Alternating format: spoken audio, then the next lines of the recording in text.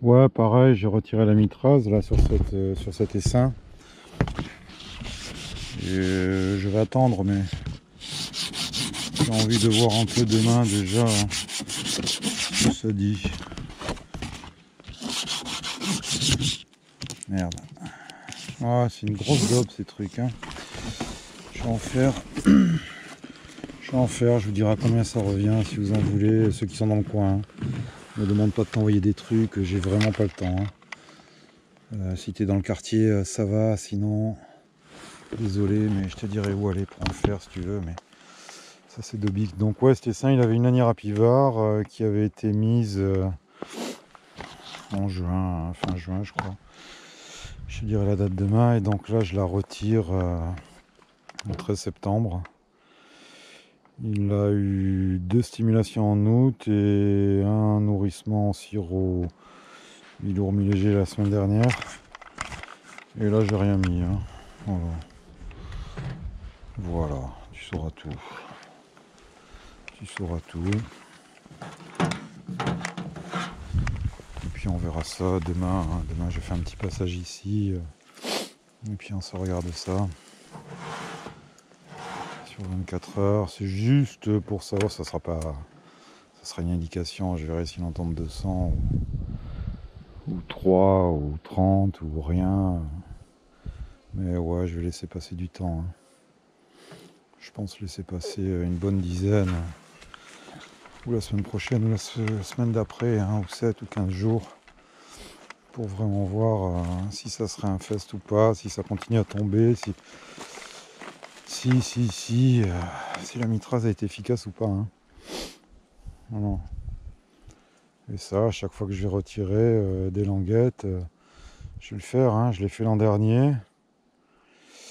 J'avais noté, je m'étais fait un petit code, hein, j'avais mis V0, V+, V++, V+++. Voilà. Et j'ai eu des V++. C'est-à-dire que mon code c'était de 0 à 10 V+, 10, 20, plus de 20, hein. Et des 10, 20, ouais, j'en ai eu, hein. J'en ai eu, hein. D'ailleurs, Thierry était passé à ce moment-là. Et ouais, on avait fait des comptages, et entre 10 et 20, il y avait pas mal de colonies, dont malheureusement une de caucasienne qui est morte, hein, au mois de juin. Voilà, si j'avais fait un petit acide oxalique en décembre, là où il y a le moins de couvains, peut-être que j'aurais donné une chance, hein. De toute manière, si la colonie meurt, c'est pas ton voisin, hein, qui a fait une connerie, hein. C'est toi, hein.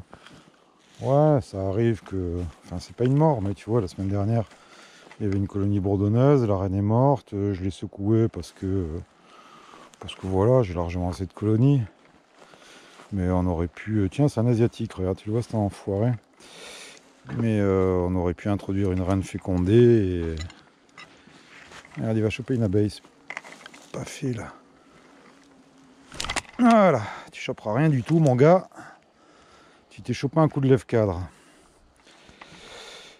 Ils sont vachement plus silencieux que les Européens, pour ceux qui en ont eu un.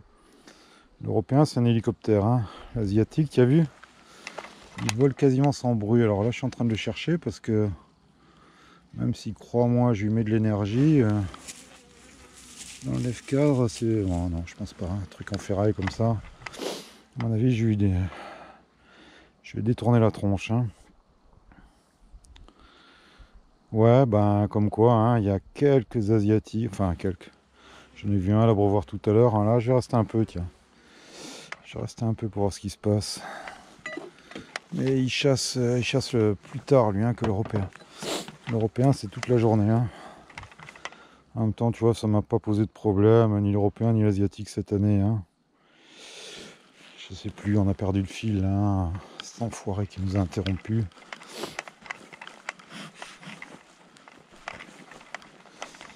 Ouais, c'est qu'il y a des Asiatiques, hein. Bah, bon courage, hein, les gars, hein. Ça va toucher à sa fin, là, hein. Ne vous inquiétez pas. Ils vont canner dans pas longtemps, ces cons, là, hein. Après, je sais pas si vous avez piégé au printemps, si vous n'avez pas piégé. Quel est votre avis là-dessus? Comme vous avez dit, le muséum d'histoire naturelle ne piégez pas au printemps. Bah écoute, moi je piège au printemps. Hein. Voilà, parce que quand tu as un nid d'asiatique ou d'européen qui est pas loin du rucher, c'est une boucherie. Hein. C'est une boucherie. Et très sincèrement, quand tu as une boucherie sur le rucher, le nid est pas loin.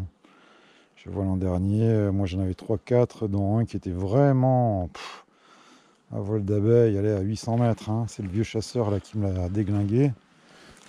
Je sais pas s'il a bien fait d'ailleurs, mais enfin. Toujours est-il que le lendemain, j'avais plus un Européen sur le rucher. Hein. Enfin, le lendemain, je dis le lendemain. La semaine d'après, hein, parce que moi je viens toutes les semaines hein, sur les ruchers. Donc, plus un. Hein. Donc, je crois que ils vont butiner loin du nid les frelons. Mais ils chassent assez proche, hein, parce que c'est quand même lourd, hein, que ce soit une abeille ou un truc. Se la trimballer sur des kilomètres, j'y crois pas trop, moi. Mais bon, il faudrait encore là qu'il y ait des études un peu sérieuses. Hein. Faut être observateur en apiculture, hein. J'avais fait une clope là-haut. Hein. Faut vraiment être observateur et avoir de la mémoire parce que ouais, se rappeler un peu de ce qui se passe chez Pierre, chez Paul, chez Jacques. Hein. Allez, petite garrot les gars, à toutes.